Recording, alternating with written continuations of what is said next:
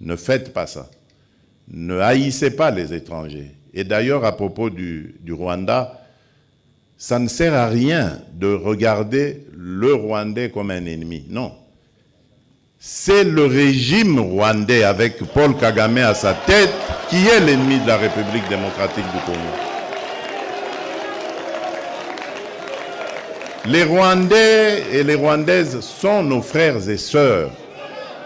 Et d'ailleurs, ils ont besoin de notre aide parce qu'ils sont muselés. Ils ont besoin de notre aide pour se libérer. Ça n'a rien à voir avec ce que leurs dirigeants sont en train de leur imposer. Donc, ne les regardez pas comme des ennemis, mais comme des frères qui ont besoin de notre solidarité pour nous débarrasser et débarrasser l'Afrique de ce genre de dirigeants rétrogrades qui ramènent les méthodes des années 60 et des années 70. Alors qu'en Afrique,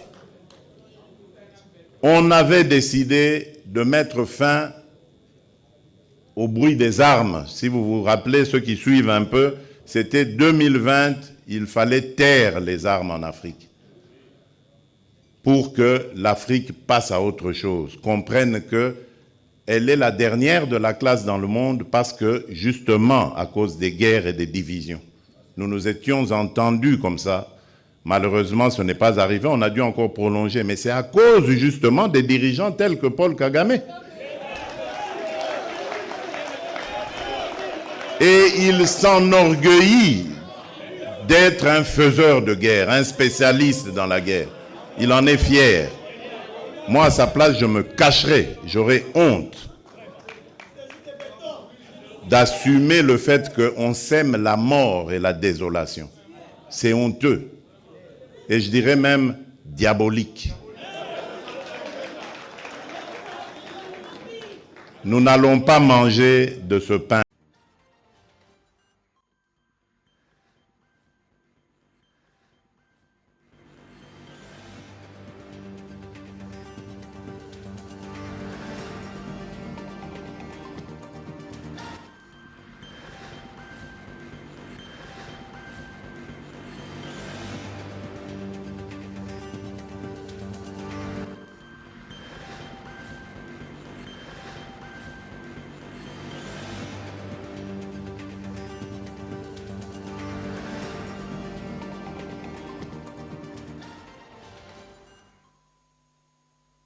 Compte rendu de la 79e réunion du Conseil des ministres. Le président de la République, son Excellence Félix Antoine Tshisekedi Tshilombo, a présidé ce vendredi 2 décembre 2022 par visioconférence la 79e réunion du Conseil des ministres. 5 points étaient inscrits à l'ordre du jour, à savoir 1. Communication du président de la République, chef de l'État. 2. Points d'information. 3. Approbation d'un relevé des décisions du Conseil des ministres. 4. Examen de dossiers. Et 5. Enfin, examen et adoption de textes. Bien avant de commencer sa communication, le président de la République, chef de l'État, a dénoncé dans les termes les plus fermes le massacre contre plus d'une centaine de compatriotes à Kichiché dans le territoire de Rutshuru, victimes de la barbarie des terroristes du M23 et des éléments de l'armée rwandaise. Ces drames est une preuve supplémentaire des atrocités de ces terroristes qui excellaient déjà dans la violation des droits de l'homme et dans la commission de crimes de différents genres. En leur mémoire, le président de la République a chargé le gouvernement de décréter 3 jours de deuil national à observer à partir de ce samedi 3 décembre 2022. Les drapeaux seront mis en berne sur tous les territoires nationaux durant cette période. Le Premier ministre chef du gouvernement a été encouragé de prendre les dispositions avec les membres du gouvernement concernés pour apporter l'appui aux populations qui ont été touchées par ce massacre. Dans les mêmes ordres, le président de la République a demandé à la ministre d'État, ministre de la Justice et garde de Sceaux, d'ouvrir sans délai une enquête au niveau interne et en même temps d'œuvrer en faveur d'une enquête internationale pour faire la lumière sur ces crimes de guerre commis par ces barbares. Le président de la République a également lancé un message de compassion et de solidarité aux familles et aux communautés touchées directement par ces drames. Ces 3 journées de deuil seront clôturées le lundi 5 décembre 2022 avec les télétons sur la solidarité nationale qui aura lieu au studio Maman Nguébi et qui permettra de mobiliser les ressources supplémentaires pour la réponse humanitaire que conduit le ministre de la Solidarité nationale. Revenons sur sa communication. Le président de la République s'est exprimé sur 3 points. 1. De la nécessité de rendre disponibles les ressources prévues pour le financement des zones économiques spéciales. Le président de la République a rappelé que les zones économiques spéciales constituent les 7e piliers du plan directeur d'industrialisation que le gouvernement a élaboré et adopté en 2021 comme document de référence de sa politique industrielle. En effet, l'opérationnalisation des zones économiques spéciales va nécessiter la mobilisation des ressources financières importantes évaluées à plus de 1,9 milliard de dollars américains pour prendre en charge les différentes activités liées à l'acquisition des sites, à la conduite des études de faisabilité, à la construction des infrastructures des bases, des guichets uniques, à leur sécurisation et l'amélioration du climat des affaires. Le président de la République a encouragé le Premier ministre et le ministre de l'Industrie de finaliser les rapports sur la mise en place du Fonds spécial de financement des zones économiques spéciales prévu dans le programme du gouvernement et de soumettre au Conseil à la prochaine rencontre. Après la mise en place du Conseil d'administration et de la Direction générale de l'Agence des zones économiques spéciales AZES, le président de la République a chargé les ministres d'État, ministres du Budget et les ministres des Finances de mettre à disposition les moyens prévus par les différents textes légaux et les fonds publics pour assurer un bon fonctionnement de cette structure et lui permettre d'atteindre ses objectifs. 2. De la finalisation des travaux d'infrastructures publiques sportives. Abordant ce point, le président de la République a indiqué que les infrastructures publiques sportives dont les travaux restent longtemps inachevés deviennent une perte pour l'État et une source de désagréments pour les riverains.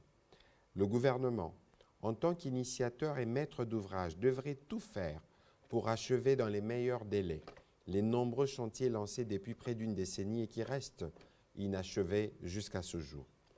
Dans le cadre du projet de construction des stades municipaux à travers le pays Prostam, la phase pilote débutée à Kinshasa, doter la ville de stades de football pour les communes de Matete, de Barumbu, d'Ngaliema, d'Elvo et de Bandalungwa.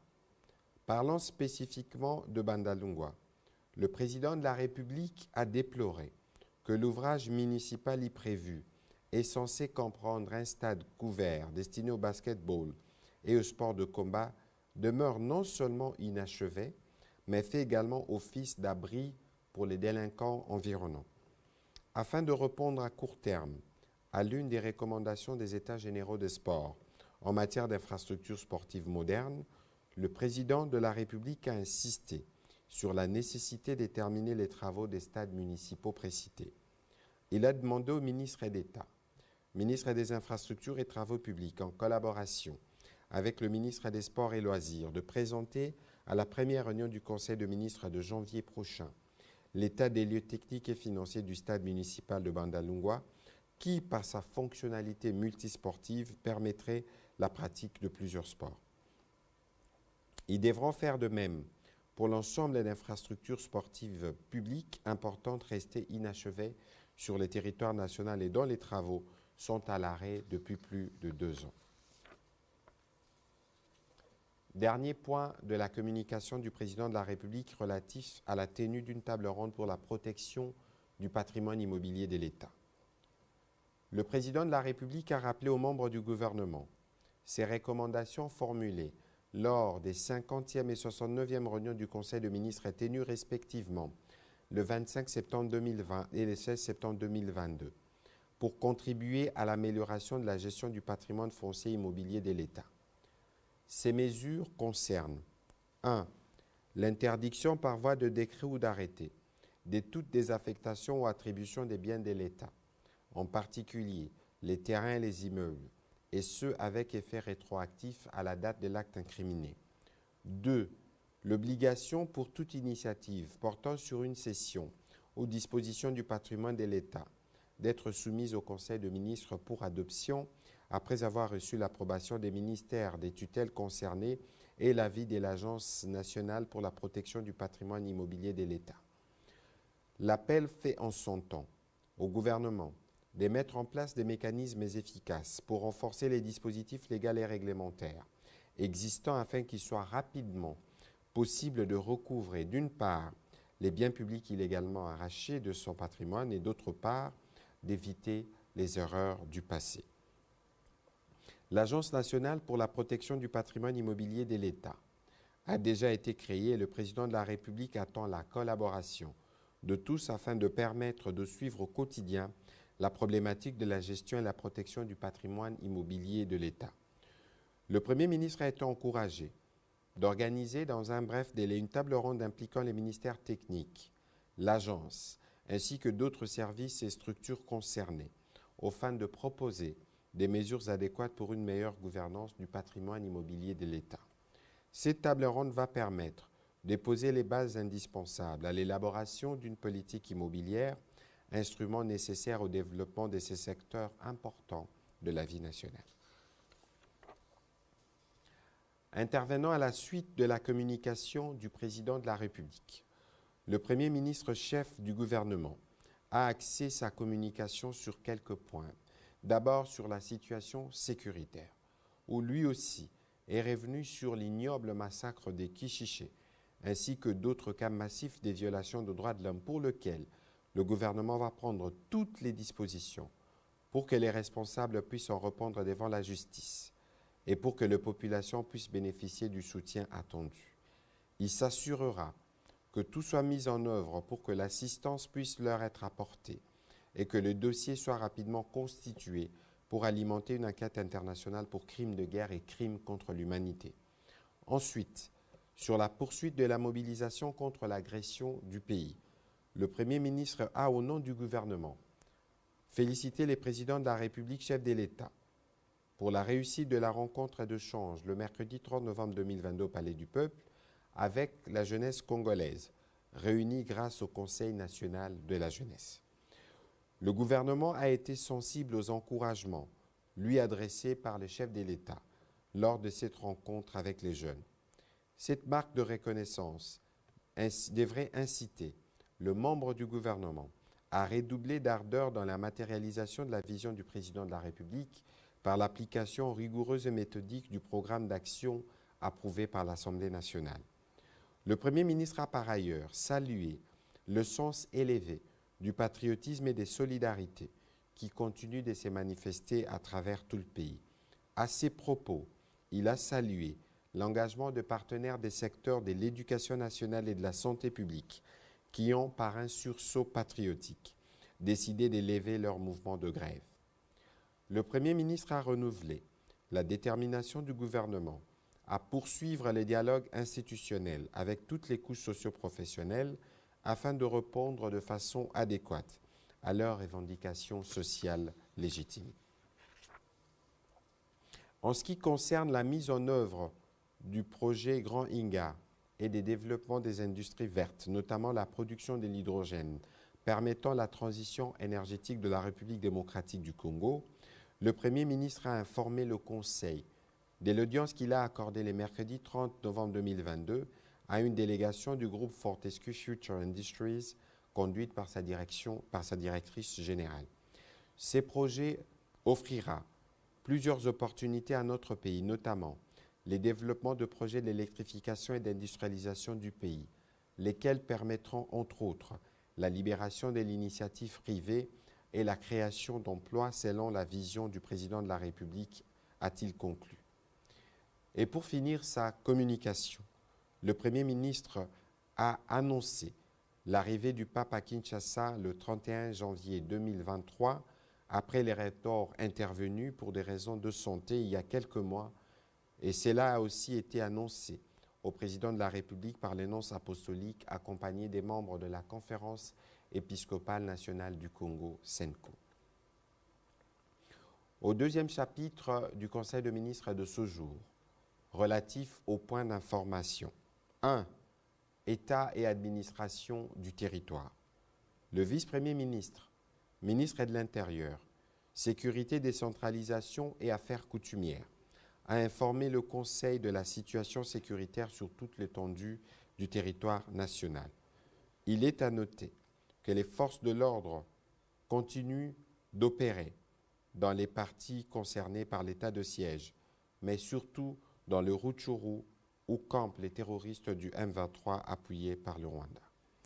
Il a indiqué que ces derniers jours, l'état d'esprit de la population a été marqué par la rencontre du président de la République, chef de l'État, avec le Conseil national de la jeunesse qui a été apprécié dans les milieux de jeunes de tout le pays, la nomination des animateurs et chefs des entités dans la petite territoriale et les réactions et commentaires en sens divers à la suite de la publication du calendrier électoral et de la répartition de centres d'enrôlement des électeurs pour les élections de 2023 par la Commission électorale nationale indépendante. Le vice-premier ministre, ministre de l'Intérieur, est revenu aussi sur les dialogues en cours à Nairobi avec les différents groupes armés. Passant en revue la situation sécuritaire dans quelques provinces, il a indiqué que la commune de Maluku à Kinshasa est touchée aussi par les attaques des assaillants en provenance de Kwamut. 12 compatriotes ont perdu la vie ces derniers jours. La police et l'armée sécurisent déjà cette zone.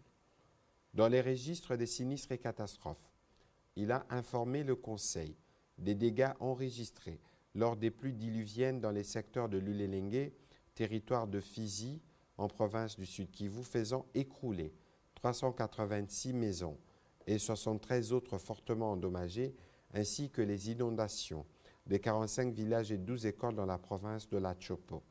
À cela s'ajoute l'accident occasionné par une baleinière qui a heurté un bateau moderne à 180 km de Mbandaka, causant la perte en vies humaines et matérielles.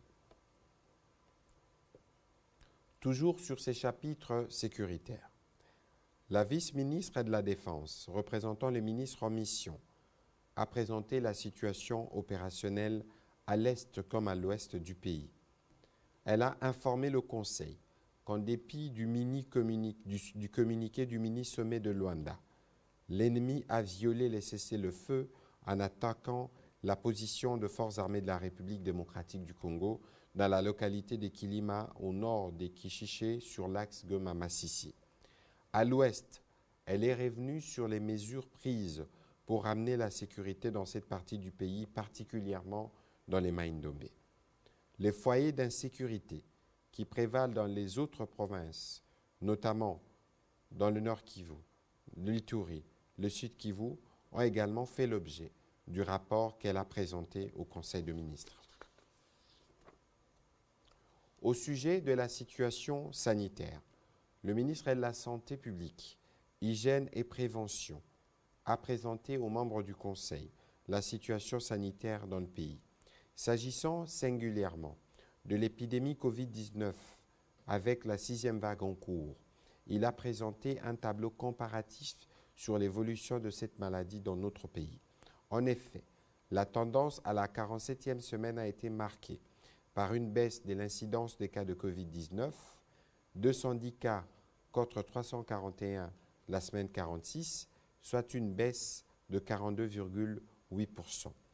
Le taux de positivité des tests accuse également une baisse de 6,6% à 5,9%.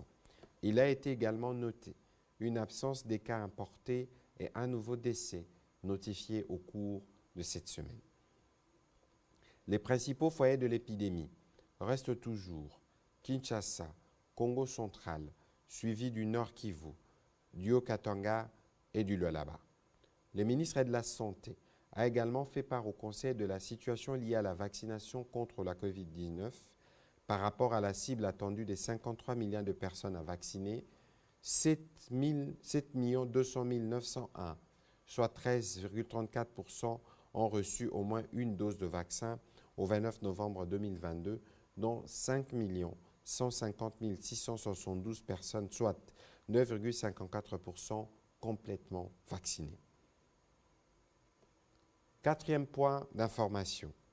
Renforcement de la solidarité nationale et coordination de la réponse humanitaire du gouvernement. Le ministre des Affaires sociales, Action humanitaire et solidarité nationale a plaidé pour le renforcement de la solidarité nationale et la réponse humanitaire du gouvernement face aux situations de catastrophe en République démocratique du Congo. Il s'agit du mécanisme ayant pour mission principale d'améliorer la réponse humanitaire nationale et de renforcer les leaderships du gouvernement de la République démocratique du Congo dans l'organisation et la distribution de l'assistance de l'État. L'urgence étant de sauver les vies et de soulager les souffrances. C'est ainsi qu'il s'attelle à l'opérationnalisation de la Caisse de solidarité nationale et gestion de catastrophes.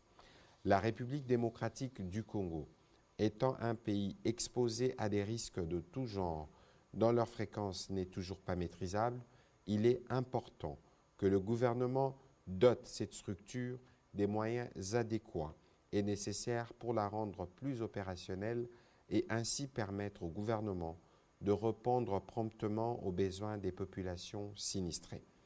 Le ministre des Affaires sociales, Action humanitaire et solidarité nationale a été complété à ce sujet par les ministres d'État, ministres du Budget et les ministres des Finances.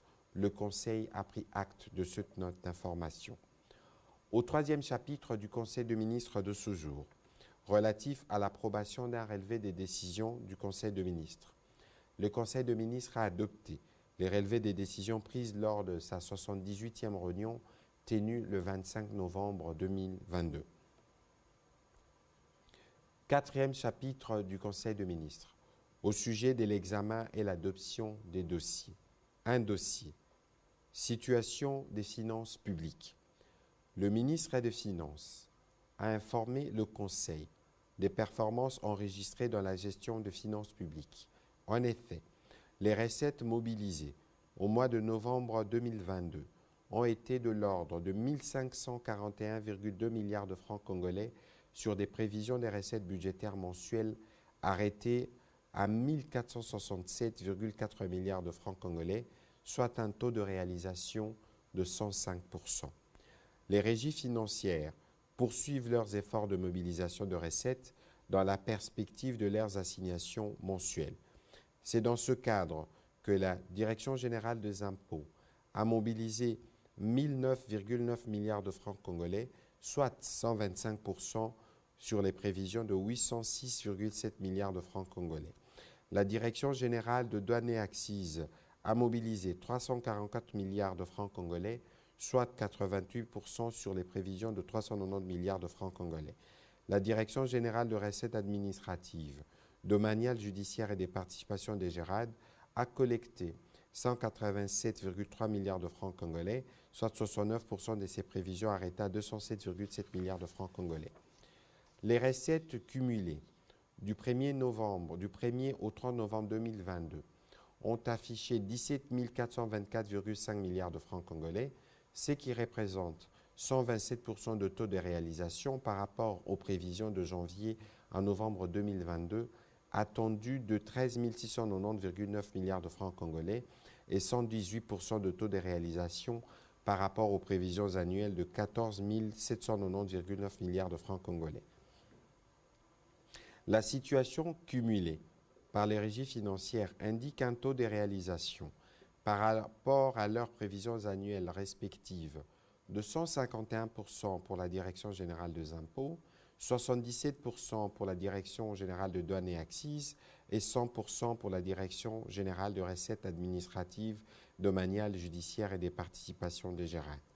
En ce qui concerne les dépenses mensuelles, elles ont été effectuées à hauteur de 1 898 milliards de francs congolais, couvrant ainsi les dépenses régaliennes de l'État, les subventions dans les rétrocessions aux régies financières et les paiements aux entreprises pétrolières et logistiques. À cela s'ajoute la mise à la retraite de la première vague de 4 406 agents et fonctionnaires de l'État, ainsi que les dépenses sécuritaires impérieuses.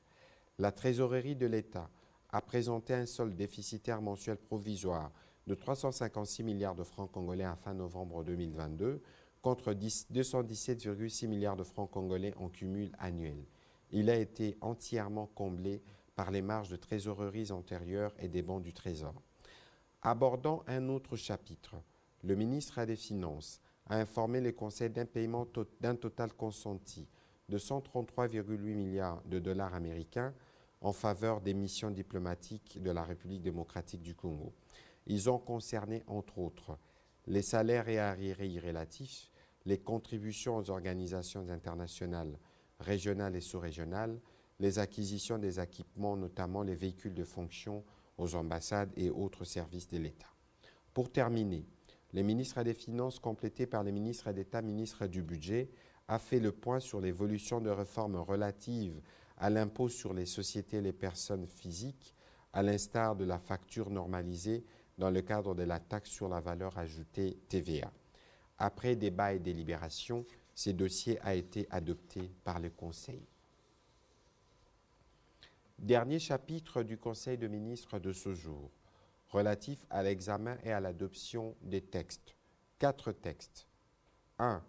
Projet de loi portant prorogation de l'état de siège et projet de loi portant habilitation du gouvernement. La ministre d'État, ministre de la Justice et garde des Sceaux, a soumis à l'examen et à l'adoption de membres du gouvernement 2 projets de loi.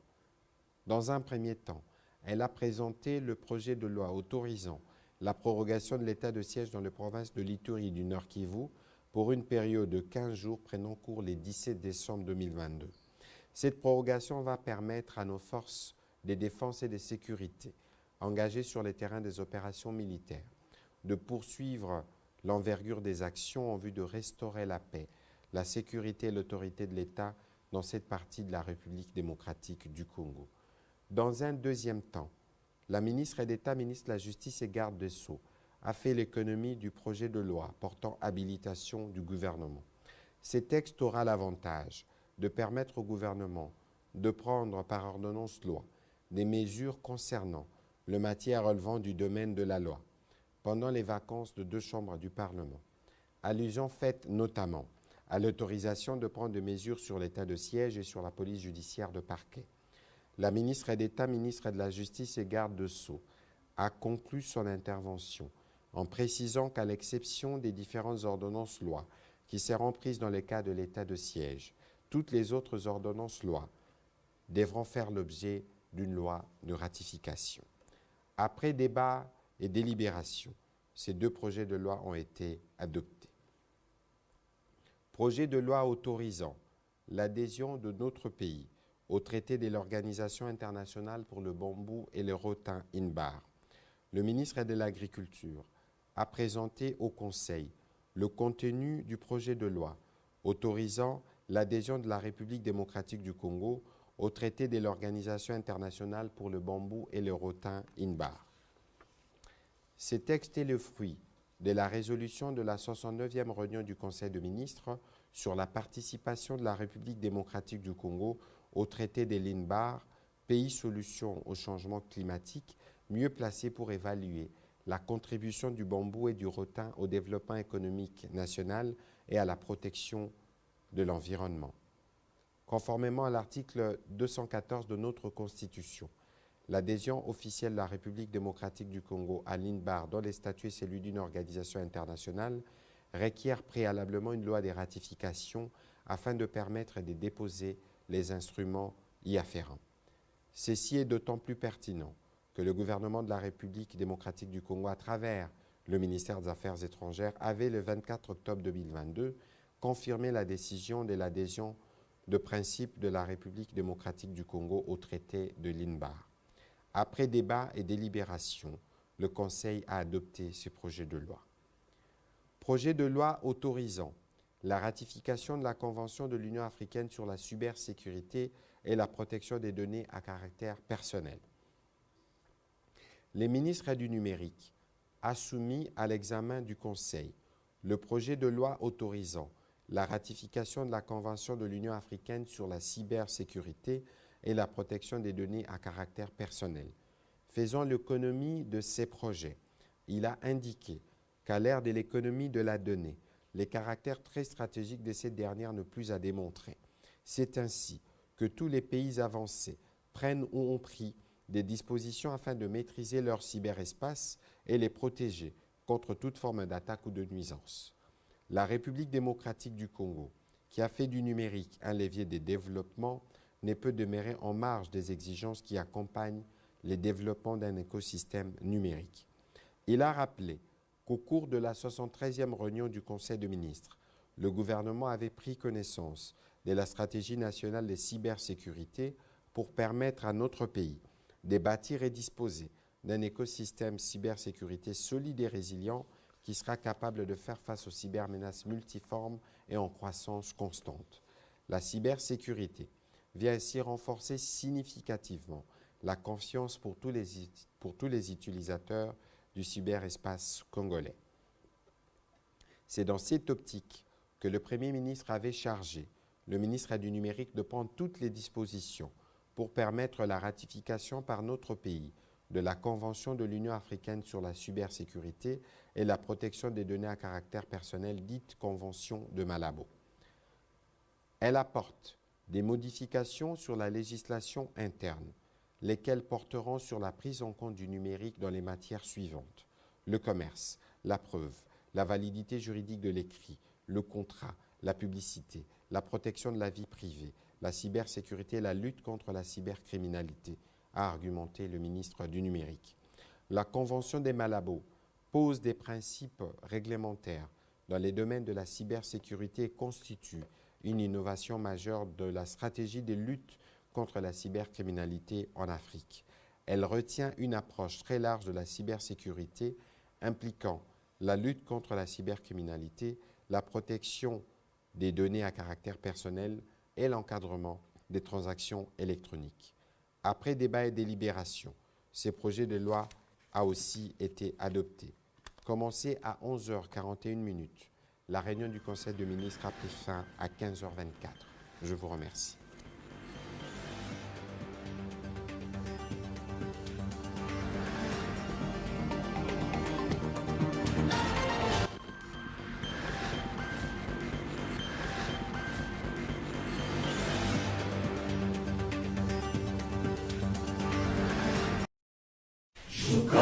Bena Kongo, basangisha mujibikira, basangisha muvita ya bujika jijibwe.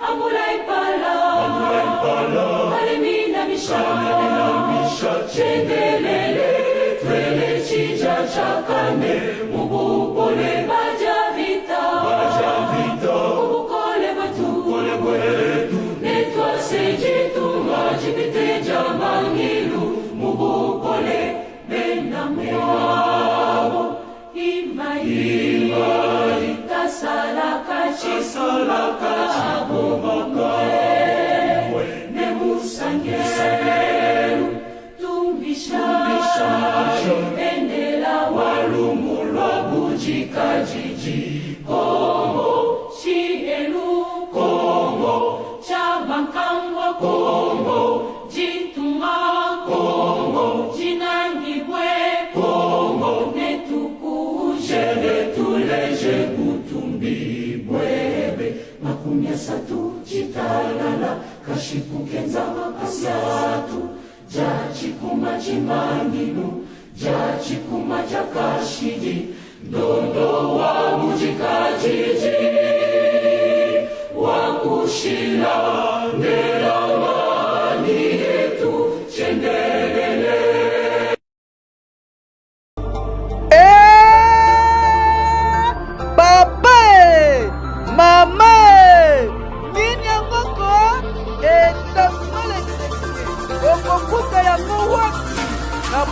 poids lourd, André Ngolo, numéro 27.